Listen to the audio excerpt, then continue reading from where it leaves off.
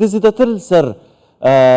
بابت آسایش خوارنه راوستید میوانه که مهبرز دکتر طلعت محمد طار مامۆستای زانکۆی بسپۆرێ ئاسایشە خواردنە دناوە ستودیۆیدا میوانە منە لەگەڵ منە دکتۆر بەخێر بێن. من هەر لەم کارگەیەوە دەست پێ دەکەم کە ئەمڕۆ سەرۆک وەزیران مەسرور بارزانی بڵێن کردەوە کارگەی بەرهەمێنانی ئاردە. ئەم کارگانەی ئارد و ئەوەی کە بڵێن کە باسمان کرد کە گەنم یەکێکە لەسەر ڕەگەزە سەرەکیەکانی پاراستنی ئاسایشی خۆراک ئەم کارگانە تا چەند کاریگەری لەسەر پاراستنی ئاسایشی خۆراک دەبێت لە هەرێمی کوردستان؟ طبعا کە کاتی باسی ئاسایش خۆراک دەکەین ئەرچی حکوومەتە یا ئەرچی یەکەی سیاسی هەر وڵاتێکە خۆراک دامین بکاتن بۆ تاکەکانی هاوڵاتی ئەم دەوڵەتەیە ئەم هەرێمەدا و حکوومەتیش دەبێت هەنگاو بینێتن و هاوکاری بە تایبەتی کەرتی تایبەتیش بکاتن بۆ دروستکردنی کارگا بە تایبەتی ئەو کارگایە کە ئەمڕۆ دروستیان کردووە کارگەی ئاردا هەتا کەی ئێمە هاوردەی ئارد بکەین لە دەرەوەی وڵاتدا پشت بە بەرهەمی خۆمانی بەستین بەدەر لەوەشدا ئێستا بەرهەمی گەنم لە کوردستان ئیدی زیاد بووە تەسیراتی خۆی هەیە بۆ ئەوەی کە بۆ ئەو کارگانش دەتوانین ئیدی گەنم دابین بکەین بەدەر لە گەنمیشدا ئیدی هەندێک کەرستەی تیمە هەیە کە لە گەنم دروست دەکەیتن وەک ساوار وەک بروش وە گەنم کوتیا ئەمەش تەسیراتی خۆی هەیە بۆ ئەوەی کە ئەم کەرستانش دروستکەین چکە هاوردە دەکەین زۆر لە دەرەوەی وڵاتدا بە تایبەتی ئەو کەرستاندا بەدەر لەوەشدا بۆ پیشەسازی خۆراکیدا کە کاتی پسکێتە ئیدی هەندێک بەرومەکانی کە ئیدی ئەمە لە کشتتوکاڵ دروست دەکێتن دەبێت پشت بە خۆم بەستین بۆ ئەوەی کە ئیدی خۆراک دابین بکەین بۆ خۆمان بەدەر لەوەیدا ئێمە احتیمال لە دەرەوەی وڵات بکەین هاوردەی لە دەرەوەی وڵات بکەین. جاری پێشوش بەڕێستان میوانمان بوون و گفتوگومان لەبارەی ئاسایشی خۆراک کرد لە جیهان زەنگی هۆشداری دراوە بە تایبەتی بوو کۆتایی 2023 لە ئێستا 2024 بۆ بابەتی ئاسایشی خۆراک کە لە مەترسیدا دەبێت کردنەوەی ئەم جۆرە پرۆژانە گرنگیدانی بە حکوومەت هەرێمی کوردستان بەو هەنگاوانە دەزانین بە شەو ڕۆژێک ئەو هەموو گۆڕانکارانەی کە پێویستە بکرێن ڕۆنادەن بەڵام ئەو هەنگاو بە هەنگاوی کە ئێمە دەبینین لە کابینەی نوێمدا سەرمادەر و وەبەرهێنەر کە ڕووی لە وەبەرهێنانکردن لە کەرتی چاندنیدا یان کشتتوکاڵ دەکرێن وا دەکات کە ئێمە بڵێن ئاسایشی خۆراکی ئێمە لەو مەترسیدا نییە ئەگەر بەو ڕێژکەیەدا بڕواتن ئەو کاتی ئەمە دەبێتن زیاتر نانی احتیمال لەسەر خۆمان بکەین بەدەر لەوەشدا کە کاتی مە دەڵێن کارگایەک دروست دەکەین دەبی بەرهەمانیژوەتی بۆ ئەو کارگایە کە کەرستەیشی خاوە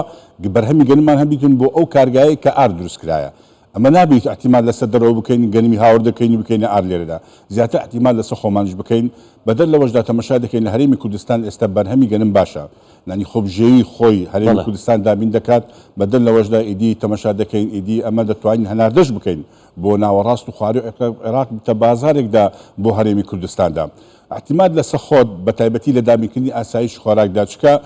جیهان گۆڕانکاری بەسەدادێتن گۆڕانکاری جیۆسیاسیمان هەیە ئیزاعات و ململانەمان هەیە بەدەر لەوانە هەمووشدا ئیدی گۆڕانی ئاوهەوا تەسیراتی خۆ هەیە ساڵ هەیە بەرهەمی کشتتوکاڵی زیادە سار هەیە بەرهەمی کشتتوکاڵی کەمە نە لەسەر ئاستی هەرێمی کوردستان و لەسەر ئاستی عێراقدا لەسەر ئاستی جیهان هەموویدا ئەمڕۆ نەشرێکی کشتتوکاڵی هەبوو ئەیگوت نرخی شەکر لەسەر ئاستی جیهان بەرز بۆتەوە هۆکارەکە دەگەڕێتە بۆچی گۆڕانی ئاوهەوا و بەرهەمەکان کەم بۆتەوە لەسەر ئاستی جیهاندا هۆکارەکە ئەو وڵاتانەی بەرهەمێنەرن ئیدی شەکر نافرۆشن مش تەسیراتی خۆی بۆ ئەوەی کەمە زیاتر پشت بەخۆمە بستین لە ئاسایشی خۆراک چکە پایەیەکی ڕەگەزێکی سەرەکیە بۆ ئاسایشی نەتەوەی یەکەی سیاسی ئەو وڵاتێدا زۆر باشە باست لە گۆڕانی کەشوهەوات کرد تەمان گۆڕانی کەشوهەوا یەکێکە لە کێشە هەرە گەورەکانی هەموو جیهان یعنی بەدەستێ دەناڵێنە هەرێمی کوردستانیش لەگەڵ هەموو جیهان بڵێن چۆن دەتوانین خۆمان بپارێزین لەو هەموو گۆڕانی کەشاوایی کە لە هەموو جیهان هەیە و لە ناوچەکەش بۆەوەی کاریگەری لەسەر بەرهەمە ناوخۆیەکان و ئاسایشی خۆراک نەبێتن طبعا من بابەتێکم خوێندەوە پێشەوەی بێم لەسەر گۆڕانی ئەوها کاریگەری لەسەر ڕوخاندنی یان وێرانکردنی ئابووری جیهان و گەشەی ئابووری جیهانیشدا 700 زانای ئابووری ناس ئەوەی ئیش دەکەن کار دەکەن لە ڕێکخراوەکان منەظەماتەکان ئەلێن ڕۆژانە ئێستا لەسەر ئاستی جیهان 1700 ساڵانە 1700 ملیارد دۆلار زرەر دەکات جیهان بۆ ساڵی 2075 جیهان دەلێت 30,000 ملیارد دۆلار زرەر دەکاتن بەڕەئی من شخصی لە هەرێمی کوردستانیشدا ئەمە ساڵێ 2 ملیارمان بەردەکەوێتن زەرەر بەهۆی گۆڕانی ئاوهەوا چۆن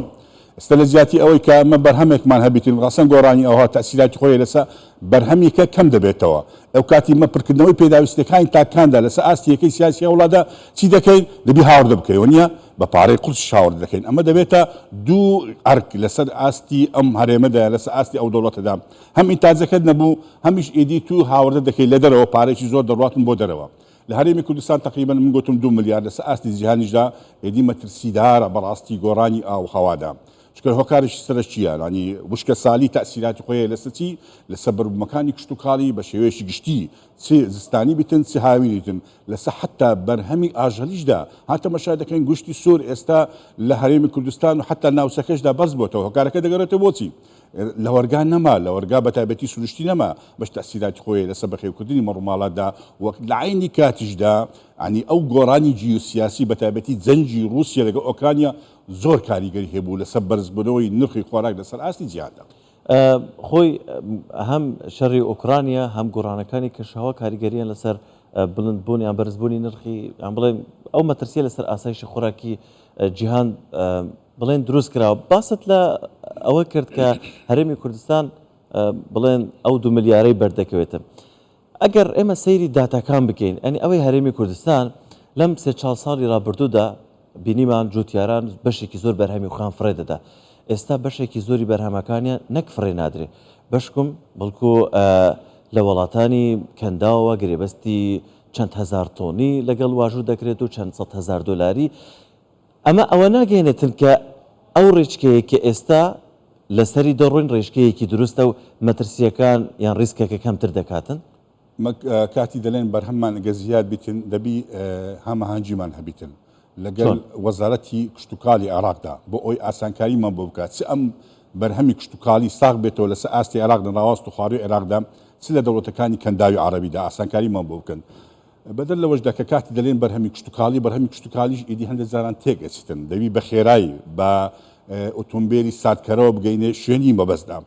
لەگەر ئەوەشدا ڕێگایەکی دەبی هاوایمان هەبیتن ڕێگایەکی خێرامان هەبیتن بۆ گەیاندنی ئەم بەرهەمە بە کاربەری ئەگەر دووەلی خەلیزمان هەبیتن وحکومەتیش ئاسانکاری بکە حتمما تەسیراتی خۆی هەیە لەسەر چی لەسەر بژێوی ژیانی جۆتیارەکاندا کە کاتی بەرهەمێکی کشتتوکالی نمونە تەماتەی هاوردەی ناوەڕاست خواروی عێراق دەکەیان دەوڵەتی خەلیج دەکەیان پەتاتە یان هەناردا ئەمە تەسیراتی خۆی هەیە بۆ ئەوی کە بژێوی ژیانی جۆتیارەکان بەرز دەبێتەوە ئەم بژێوی ژیانە بەرز بۆتەوە ئەوش لە بیری خۆیدا ئەم جۆتیارە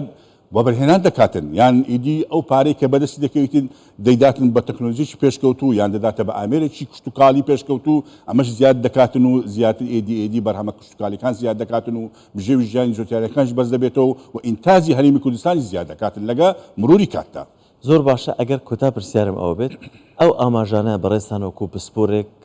شارەزایەک لەم بوارەدا ئەو ئاماژانەی ئەو داتانەی کە دەبینی ڕۆژ بۆ ڕۆژ زیاتر دەبێتن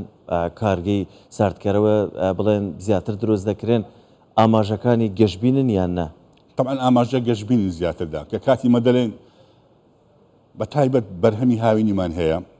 کاتی ئەگەر ساردکەرەوەمان هەبیتن دەتوانی هەلیگرین بۆ وەرزەکانی تردا هەتا کەی مەحتیمال لەسەر دەرەوەی دەکەین بۆ هاوردەکردنی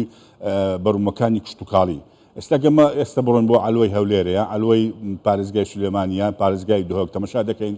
بە دەیان سیارەی ئیدی دەوڵەتەکانی هاوسەی خۆماندا بەرووم کشتتوکاڵەکانی دێنین بزانە پارێکی زۆر دەڕواتن بۆچی بۆ دەرەوەی وڵاتدا لەسەر ئاستی هەرێمی کوردستان لەسەر ئاستی عێراقیشدا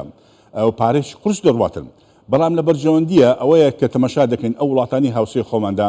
پارەکەیان کە مەگنزمە بەرامبەر سعری سەرفی دۆلاردا ئەمەش تەسیراتی خۆی هەیە ئەم کاڵایانە کە بەدەستی هاوڵاتی تاچی هەرێمی کوردستان دەکەوێتن نرخەکەی گونجاوە لەگەڵ چی لەگەڵ ئیدی کڕینی یان قووەی شیرائی تاکەکاندا دکتۆر تەڵعات محەممەدتار مامۆستای زانکۆ بسپووری ئاسایشی خۆراک سپاس کە لەگەڵمان بوون سپاس